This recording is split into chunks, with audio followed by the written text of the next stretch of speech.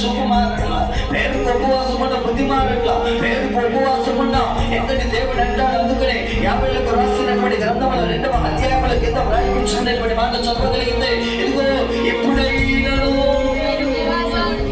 మీరు ఉపవాసం ఉండి కన్నీరు విడిచుచు దుఃఖించుచు ఏం చేయాలా?